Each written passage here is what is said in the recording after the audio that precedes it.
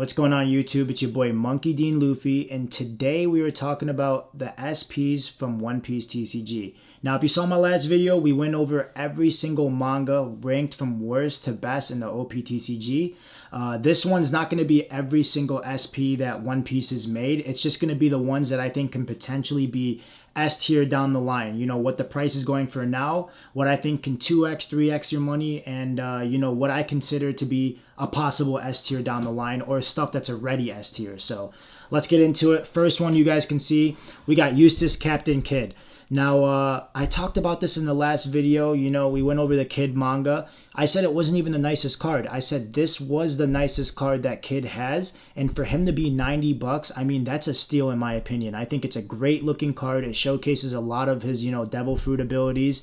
And, you know, the reason he is last on this list, the first one we're covering, is because, you know, out of Law and Luffy, he is in third place. He doesn't have a huge market, not too many crazy fans behind him.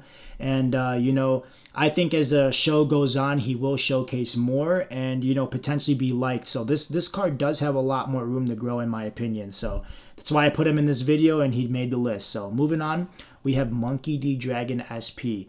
This card could potentially even be higher. Dragon does not have a lot of cards in the One Piece TCG. You know, people who are into this TCG, they don't watch the show. I don't think they realize that this is Luffy's father. You know, like, I'm not talking about the people watching this video, but a lot of the people who are in this TCG, they don't, you know, watch the show. They don't realize that he's Luffy's dad. We haven't even seen his Devil Fruit ability. He's the leader of the Revolutionary Army. And the fact that he doesn't have a manga, he doesn't have a lot of other cards like all these other characters, I think his ceiling is so high. So you have to throw him in there. He's going for 170 in a near mint copy, and you know, I really do think that's a steal. He's from OP09, a very good set in general. Or OP07 it says right here, but you know, it's just an older card, and I think it'll end up, you know, being one of the ones that definitely go up down the line. Definitely a 2x in my opinion. So moving on, we have the Buggy SP. Similar case. Buggy is, you know, a character that will end up going up down the line. He has a lot of potential in the future. He's, you know, one of the emperors. He's a very funny character. He does have a lot of fans behind him, and he's in the show a lot. He gets a lot of screen time, and I mean, this card's just perfect. I mean, it's arguably people's favorite Buggy SP, or if not favorite SP in the entire One Piece TCG. I mean, it showcases a lot of stuff. It has, you know, a perfect representation of what Buggy is. He has a treasure chest in front of him, you know, a lot of the diamonds and jewels in the air, and I think it's just a sick card in general. I think in a near mint copy, you're looking at like 150, 160. You can get this card in a 10 grade for like 250. I think, you know, around that range, which is definitely worth it in my opinion. So it's a great card from an older set, and I think, you know, people should definitely be looking at this one. So moving on, we have the Luffy SP from EBO2. Now, I have another Luffy SP right here, and I put this one behind it specifically because this one was reprinted. Now, people say this is their favorite Luffy SP in all of One Piece, and you can't fault them for that. It's a beautiful looking card. I think, you know, it does have a lot of room to grow. It's showcasing, like, it looks like he's breaking the borders on the card, and it's sick. You know, he's doing his gauntlet punches and stuff like that, so you can't go wrong with picking this one up. I think in a near mint copy, you're looking at like almost 750, almost 800 bucks. In a 10 grade, you're getting it at like 1,000, 1,200, depending on where you buy it from. But you know, this is also a good card to invest in, and I think it has a lot of potential. Specifically with this one, OP15. I think OP15 is a great set. I talked about it in the last video. It's an S tier set. Great SPs, 2 mangas, and for the box to be 200 bucks right now, I think that's a steal. For people who are holding sealed cases, I think they're going to definitely take good profits down the line. And when people look back and they're like, damn, this is an S tier set, I need to get more of it, I want to open some, they're going to have to go through them. So, you know, I really do think this is a great card to be looking at. I mean, the back of it is sick. You know, you have his hockey right here. These borders are really cool. The SP layout in OP15 is just phenomenal. And I mean, in a near mint copy, it's 700. I think this card went up a lot. In the last 3 months, it's up 57%. So like, Last month in general, it's still up, 24%, which is a big jump in 30 days. And, I do see this card just running up more and more and more. And a BGS 10, which you guys know how I feel about that, I feel like you should always buy Beckett over PSA, especially if you're holding it for the long term. Not only do they look nicer, but they have more of a premium. It's more of a nicer looking card. And, it was graded in a better fashion. So, realistically, I think it's like 1,200. I've seen some sell for 1,300, and I do see this card having a lot of room to run up. It's a Luffy SP. Can't ever go wrong with it. So, moving on, we have a Nell from OP05. This is a great looking card. I talked about it again in the last video, what I think with a Nell. We have both of these back to back, actually, 2 Enels.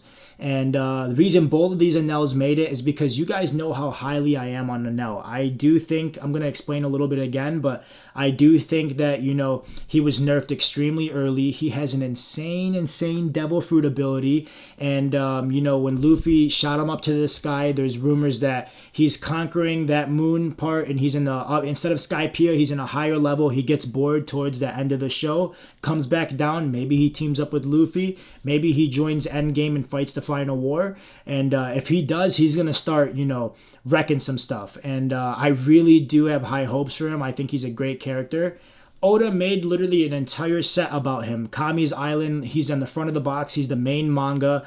And I just think any Enel card you grab is a good move, because if he does come back at the end of the show, he's only going to shoot. He's easily going to be a 2, 3x, maybe even a 4x, because his cards are so cheap right now. So to not put him in this video would just be, wrong on my part. I do have a lot of faith in him. Both of these cards are great. This set is from OP05. It's a great looking card too. This card, in my opinion, is even nicer. I mean, when you have it, it's glowing, it's sparkling, electric coming out of his hand. It showcases his ability a lot more too. So I really do like these cards, and I think, buying both of these is a great play. So put them in there. Moving on, another OP15 card, which is why I'm saying it's an S tier set. I mean, this set just has so many bangers in it. Sabo is slept on. This is a Dressrosa arc. Don't want to spoil anything, but this is where Sabo turned up. This is where he showed a lot of his abilities. It showcases a lot of what he can do. He's got the flame fruit right here. Like he's this card just represents a lot. This is Sabo. He's really not a big character in the show. Out of the brothers, Luffy, Ace, and Sabo, he's in 3rd place. But he's gonna have more screen time. He's gonna end up coming at the end of the show with the Revolutionary Army, and he's gonna show out. So I really do think that his card has a lot of room to grow. And this, in my opinion, is the nicest Sabo card that has ever been printed. Over the mangas he has. I think this is such a sick card, and in person it's even better. So for it to be at 218 in a near mint copy, steal. I think that's an absolute steal. No questions asked. You should grab it. And in the last 3 months, he's up almost 50% for a good reason. I mean, he was stupid cheaper already. He was like 150, and now he's at 250. So he's up damn near $100. In the last month, he's kind of around the same exact range. And, I do see this card having a lot of room to grow as the show progresses. So Sabo makes the list for sure. Moving on, we have Miss All Sunday SP. Another great card. It's from an old set, and, this will never be reprinted. But the thing is, a lot of people don't realize that Miss All Sunday is Nico Robin. The people who watch the show understand. They know, okay, Miss All Sunday is a great character. This is her little evil arc, but Nico Robin right now is getting insane screen time, and it's not like she's going to go back and become Miss All Sunday again. No, what we saw of Miss All Sunday early in the show is that's all we're going to get. So her being 350 right now in a near mint copy, I think it's very fair. And I do think it has a lot of room to grow once the TCG finishes and once the show ends and people actually watch it, and they, more serious investors or people who watch the show want to get into the game. This will be one of the cards that definitely jump up as well. So she deserves to be in the list. Moving on, Boa Hancock SP. OP15, you guessed it. This card is absolutely beautiful. It showcases a lot of what Boa can do with the heart arrows and stuff. And I mean, the background is sick. That's why I really do like these SPs, because it just sparkles. The whole card is like glossy, it's shiny, it's a really cool card to look at. And in a near mint copy, it's like 540. I think in a BGS 10, you're looking at like 1,300. I mean, this card is more than the Kobe manga. These SPs in this set are going for more than mangas in this set, and I mean, for good reason. Like, Boa Hancock is somebody that I think you do need to invest in, because, you know, she doesn't have a lot of, you know, screen time. It showed her maybe very little in the show, and the fact that she's a warlord, the fact that she can end up getting married to Luffy at the end of the show, like, it can only raise her stock more and more and more. So the fact that her cards are going up so much already without that much screen time just shows that she's going to be a very, very popular character, and she's only going to continue to raise. Waifu tax is definitely a real thing, but, you know, Boa is a great character, and I think it's somebody that you need to look to invest in. So this is definitely a good card to add on the list. Moving on, we have Doflamingo SP, another very, very old set, never going to be reprinted. And I know you guys are thinking like, damn, Doflamingo up here in front of all these other ones, the Luffys, the Boas. It's because he's so cheap right now. He's so slept on, maybe $120. Oda did his thing creating Doflamingo, giving him the lines. Like, he really, really did give him a lot of good moments in the show, and he's one of the best villains you can get. Also, another spoiler alert, but it showcased in the last couple of episodes that he probably will end up coming back in the show. Like, he was in the Impel Down, laying down in the cell, and they're talking about how the whole world might overflow and stuff like that, you know, get like water to take over. People are speculating that the Impel Down floods and he gets out, and, you know, he ends up coming back endgame and just wreaking havoc. And he's such a cool character. He got, you know, taken out of the show in Dressrosa arc, so I just think there's so much more room for him to go up. And if that does happen, this is one of the cards to look at. Doflamingo doesn't have a lot of cards. He doesn't have a lot of... I think this might be his only SP. He doesn't have a manga. And, you know, the TCG doesn't give him enough love. I think if they make a manga, I'm buying that ASAP. So he's a great card to look at. And for the price he's at, go get him in a BGS 10. I mean, you can't go wrong with that. So moving on, Zoro Judo. This is a great looking card. It's also, you know, from the Wano arc. It has a lot of good, like, importance. Zoro did a lot of good things in that arc, and it's just beautiful card to look at. I mean, all these SPs in general are just gorgeous. I think they're arguably the nicest cards in all of One Piece. And, you know, this card was a lot cheaper. It ran up like within the last 3-4 months, and right now you're looking at 540 in a near mint copy. I've seen BGS 10 sell for like 1,000, and I think that's fair. I think this card does have a lot of room to grow as well, and if you're a Zoro collector, it's definitely one that you got to pick up. So he makes the list, no doubt. Moving on, we have the Monkey D. Luffy wanted poster. This is from OP03. Now, I'm going to tell you right now, I think every single wanted poster is very, very, very underrated. I personally do not like the background borders of these. I don't like the ones that they made of, like, I think it was Captain Kidd. They made a couple other ones. It was like whatever, brown and green, and then this one's brown and red. I don't like these. I like the other wanted posters because it looks exactly like the ones from the show. But the fact that this is the first ever Luffy SP in all of One Piece, it holds significance, and you have to add it to this list, because I do think it's going to end up going up, and all the Luffy collectors are going to be like, damn, I want the very first Luffy, or the people who are collecting all the wanted posters, they're going to want to grab this as well. So this card in a near mint copy, you're looking at $650. And, you know, BGS 10s, you can get it for $950, $1,000. And, you know, I think this card does have a lot of room to go up. So it's a good card to look at and a good one to add on this list. Moving on, we have another trio set right here from EBO3. Nami, Nico Robin, and Boa. Now, I put Boa in first place, these two at the end. You can honestly switch between these. It doesn't really matter. But I do have Boa in first place here. In the beginning of this set, when it came out, Nami was by far the most expensive one. Nico Robin was just right underneath it, and Boa was like, you know, decently underneath it. And honestly, when I got this set, immediately, the first one I wanted to pull out of all of them, I wanted to pull Boa. I didn't even care about the price range. I just thought it was the nicest looking manga, and I really did think it had the most upside. So, you know, I ended up pulling 3 VVSPs, which is kind of crazy. She got a thing for me. So, you know, I can't argue about that, but I never did get to pull the Boa. And right now, the prices are reflecting that. I think Boa is going up a lot more, and she's either I've seen some sell for like 2,800, some sell for more than the Nami. So I don't know if that's just people who already have the cards and they're just paying extra to get the Boa version, but you know, I do see this card having a lot more impact. And the fact that Nico Robin and Nami have so much screen time and Boa doesn't have a lot at all, and she's already, you know, kind of surpassing them in SPs and certain stuff like that, I just do think it's the best one to grab. And if she is the cheapest one right now, that's even better for you, because you should go grab it. And I do see it having, you know, more upside than these two. Regardless, if you get all three of these cards, it's not a bad play. They're going to have waifu tax. They're going to go up. But, you know, Boa is a great card to pick up. So that's where I have them at that. Moving on, we have the Miss All Sunday SP. We also have this one in a pair with the Boa Hancock SP, the Boa Lisa, what people like to call it. And I have Boa in front of the Miss All Sunday specifically because, you know, Boa's from OP04. It's a very, very old set. It had a lot of hype behind it. It has that nickname, the Boa Lisa. And, you know, like I said with the other Miss All Sunday SP, people don't realize that this is Nico Robin. And this name right here means like something to a couple people who are buying it. For the people who watch the show, they don't really care. They like the Miss All Sunday. They like this version of the card. And, you know, these are pretty highly ranked in this whole video because, like, say for instance, for OP16, you pull the Miss All Sunday.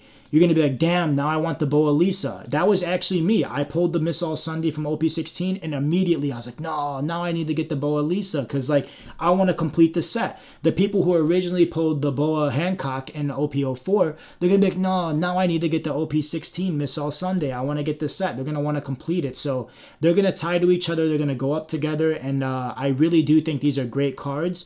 Like I was saying with the Boa right before here, you know, not a lot of screen time, and you know, it's just a card that you can't really, you know, pass up on. I think it's a great card to pick up, and if you're going between these two, you want to grab Boa.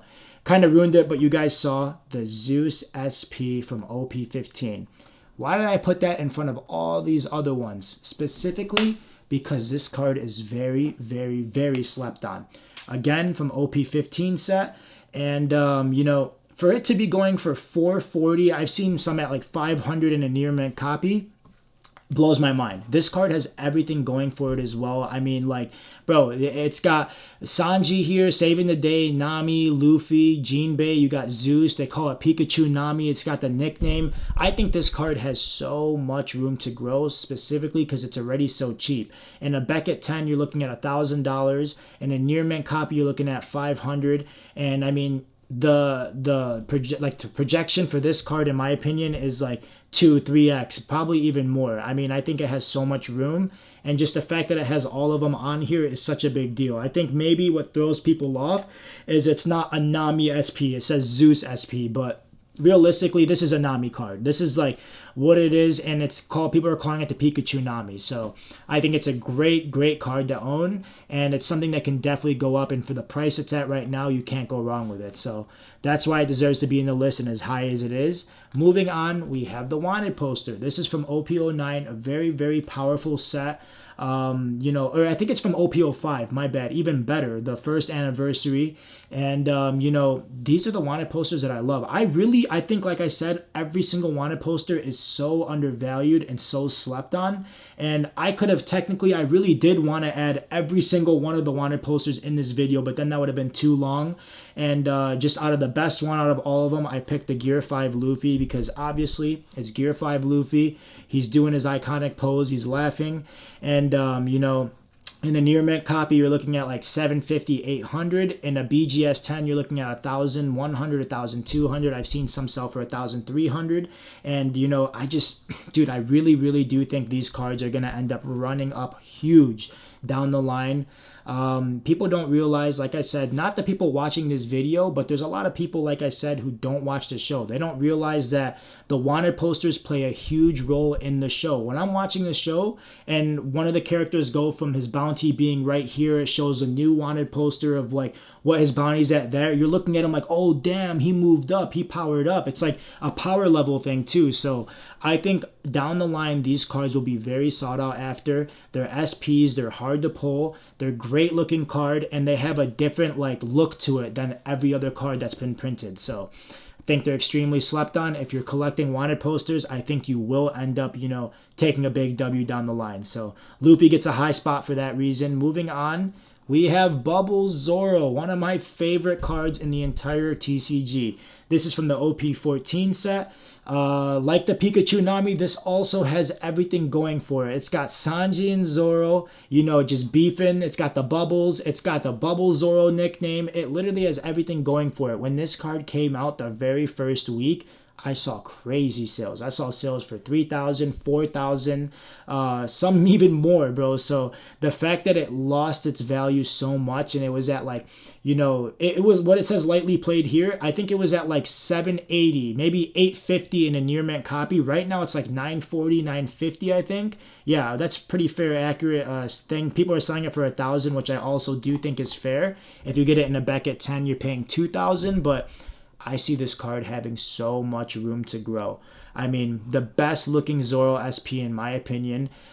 People don't realize that this holds huge significance to the show. I mean, their beef in the show is so funny. The people who are in the TCG and don't watch the show, they don't really know what this card means. So that's why they're probably like, oh, not that low, the lowest pop count. It's not this. I don't want to get it. I don't want that. Like, that's probably why the price is reflecting where it's at right now. And if you want to take, a good investment, I think this is a great card to grab. Honestly, I mean, you got two big time characters in this card. It has everything going for it. And I just don't see a way you take an L at this price point. I suggest you get a Beckett version, $2,000. And this can be a card that 2X's, 3X's, maybe even 4X's, depending on how the One Piece TCG goes. So can't take an L with that one. Moving on, we have another bundle. The Luffy EBO2 leader, Boa leader, Chopper, Enel, and then Monkey D. Dragon in first place. Now, I have Luffy in last place. That might surprise some of you guys. And also, I know these are leaders, but they're also considered SPs. They were in the EBO2 set, and, they replaced spots and slots of the SPs. So that counts for this video. I had to add it in. Now, the fact that Luffy card is very, very rare. All of these leaders are extremely hard to pull. EBO2 is such a scarce set. They didn't print a lot. They'll never reprint it again. I think this card is super, super overrated. It's really not like a crazy beautiful card either. Like all the other cards we covered, a lot of them look a lot better than this. I've had this card in my hand raw, and I don't know. I looked at it and I'm like, yo, this is a nice card. Yeah, it's cool. It's very, very rare, which is why it deserves, a pretty top spot in this entire ranking. I think I have it ranked like number 5 with all these leaders. But I don't know, man. I don't see this card really having to be $18,000, $20,000 in a PSA 10. I know in a BGS 10, it's like pop 30, maybe even less. And it's like selling for 30,000, 28,000, 27,000. So I don't know. I think there's a lot of better things you can buy with that, which is why I have Luffy at the end. Boa, another great card. It's a good leader. You can't go wrong if you're like, dude, I need a leader. I'm willing to spend 10 to 15,000. You get Boa. I don't see that being like something that's like an awful move for you to make. But if you did do that route and you're spending 15, 16, buy Chopper. I think you'd buy Chopper over Boa, and you'd buy him over Luffy because he does have a lot of room to run up. I think he's selling for like, what is it, like 15, 16,000 in a BGS 10. Boa selling for like 11,000 in a PSA, maybe 13, 14 in a BGS 10. And moving on, you see Enel, and then I have Monkey D. Dragon. Now, you know how I feel about Enel. I'm not going to keep explaining it, but I think Enel is a great card to pick up. I personally own all the Enels, and if he does come back in the show, I'm going to be geeked. That's all I'm going to say. I'm going to be like, yo, I told y'all, I don't look like an idiot. Like, I really do think he has a lot of potential down the line. And if you, in a near mint, $1,600, like I said, I don't suggest you buy any near mints. You should just go and buy like Beckett slabs, and because nobody's selling this card near mint. They get this card and they're like, oh, I'm grading it right away. And if they don't grade it, it's because it has a big nick on it, or it has something that would never 10, and they're just trying to sell it as like it could potentially 10 when it wouldn't. So Yeah, same thing with the Nell. You can buy him for maybe 2,500, maybe 3,000. Monkey D Dragon, I think he's going for like 3.1 in a BGS 10. I don't know if this price is wrong. It says 3,000 near mint. I do have the eBay's pulled up. Yeah, you see right here, 3,150. And a Beckett, you could probably get him for 4,000. A Nell, you can get him around the same price. But I think if you go between these two, Monkey D Dragon's the safest bet. You know, he's definitely going to have more endgame relevance. Like I said, he's Luffy's father. He doesn't have any mangas or any big cards. And this is his biggest card for sure. Right now that's out. This is his biggest card. It's the lowest pop count. It's the most expensive one. And I think it has the most upside. So buying him for 3,000, 4,000 in a BGS 10, I think it's a great move. I couldn't even find a BGS 10 in here because it's just very rare to even find. And all the people who do own it, I feel like they're just holding it, which is very smart on their end. But yeah, Boa is going for almost 11K in a PSA 10. Like I said, 13, 14 in a Beckett. Chopper, he's going for 13.6. And a Beckett, he's going for about 16. So if you're like, yo, I'm willing to spend 15, 16, should I get Boa? Should I get Chopper? I do think you should get Chopper because honestly, like I said, Boa is a big time character. She has a waifu tax, but Chopper also has that waifu tax. He's not only loved by the female audience, but there's a lot of male audience that likes him as well, me included. I think he's a dope character, and he's going to always have more screen time than Boa at the end of the day. So that's a great card to buy, and I can definitely see him going up. And then Luffy being in last place is because he's already at 18,400. I've seen sales easily all day 20,000, and a Beckett 10, like I said, so like scarce, such a low pop count. It's at like 28, 30,000. This guy's selling him for 32,000, the only one I can even find on eBay. And you know, maybe if you talk them down, you can get it to 26, but like, I don't know, man. I really don't think this card is worth it that much. And if you bought this at 30,000, okay, let me double X my money. I have to, hopefully this goes up to 60K. I don't think this card deserves to be a $60,000 card. And I think this is also very overrated. Same with the Red Luffy manga. I said that in the last video, and I stand by it. I think both of them are great cards. They're S tier because they're so scarce and hard to pull. But like, they're just overrated. They shouldn't be as much as they are right now. And that's my take on it. So moving on, we have another trio. This is the top 4 spot. And we got Shanks, Blackbeard second, Buggy number 1. I put Buggy number 1 and Blackbeard 2. At the end of the like TCG and everything, I think Marshall D. Teach will be the most expensive card. He is the most expensive card right now. I think Shanks will be looked at second best, and then Buggy will be looked at the third best right here out of the 3. The reason I have Buggy at number 1 is because he is so cheap right now. He's from the, you know, the last one you can potentially pull from OP 14. Blackbeard is from OP 12, and Shanks is from OP 13. So, you know, this was the newest one that came out recently. His price is still technically going up, but right now in a Beckett 10, you can get him for 2,200, 2,300. And, you know, I really think this is a great looking card. I think all the gold ones are huge to grab.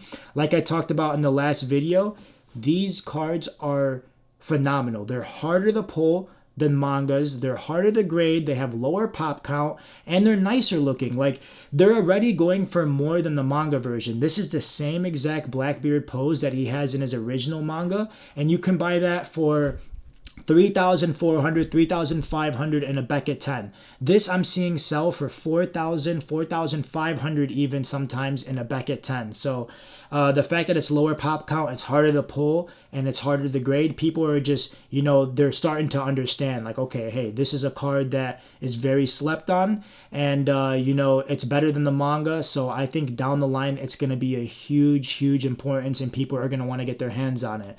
Shanks is the same case, very low pop count. I think right now he's selling for like 3,500. Some are listing at 3,800. And Buggy, like I said, just being the cheapest one. If you're like, no, I need to get one of the gold leaders, I suggest you get the Buggy because he's going to climb with these. If this ends up going to 7,000, a $10,000 card, Buggy's going to climb right underneath them too. So I think it's a great card to grab. My personal opinion, is forget every single card that I mentioned on these SP lists and buy all the gold leaders. Buy Buggy, buy Shanks, buy Marshall D. Teach, and get them in Beckett 10. I personally have all three of them, and I think it's such a powerful play for your portfolio. I mean, just what I've talked about with, the SPs being harder to pull than the mangas, these specific versions harder to grade. And not only that, but if you guys don't know, OP17 is coming out. Now, they released that they're making a new set of gold leaders. These cards are pretty badass. They have, gold borders around them, a different type of look. We don't know a lot about them yet. We don't know, are these going to be harder to pull? Are these going to be, even harder to grade than the other version? These look really, really cool. And when OP17 comes out, people who are just getting into the TCG, they're going to be like, it's the similar as like what OP13 came out. A lot of people didn't know about One Piece TCG. And then when that came out, they started getting into it. And now they're, pretty heavily invested. But this could have the same exact, influence on it. So when I saw these 4 cards, immediately I have these and I was like, I'm not tweaking. I really do think, if anything, these 4 will help like boost that. It's kind of what I said with the Boa Hancock and the Miss All Sunday SP. When I pulled the Miss All Sunday, I immediately wanted to grab the Boa. So like, I think that's going to be a very similar thing with this. Say someone just gets into the OP17, it's their first ever time getting into One Piece, they buy out all 4 of these and then they get them and they're like, wait, you're telling me this isn't the first original version? There's an OG version of it, and then they're going to be like, now I need to get that to complete my gold wall. I want to complete the gold wall, and they're going to want to go and grab these. And I really do think they're just going to balance off each other. It's only going to shoot up and, gain more and more attention on how superior the SPs are. I could easily see these cards being the most expensive over all of these mangas right here. This is a manga leader, but still, I just see these being the most sought out after, and it really does come down to like how One Piece prints them. Are they, a lot harder to pull? And, what the situation is with that. So gold SPs are very slept on. A lot of people are starting to figure it out now, which is why it's more than the manga, but I still think it has so much room to grow. So that's where I put that at. Moving on to number 3, the Silver Luffy SP. Beautiful, beautiful looking card. I mean, you can't really go wrong with this. This is $10,000 in a near mint foil.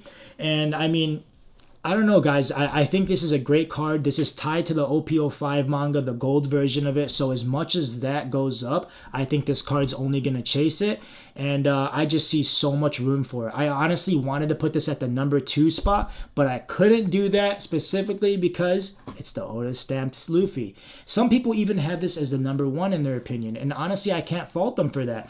This is the only Oda stamp, only Oda signature in the entire TCG. There is another promo card that just came out recently, but it's not a part of the One Piece TCG. This one has a lot of significance. It was, the artist was Oda. It's such a cool looking card. The Luffy is it's badass in the end of the day. And I do see this card going up so much down the line. I think it'll only continue to grow.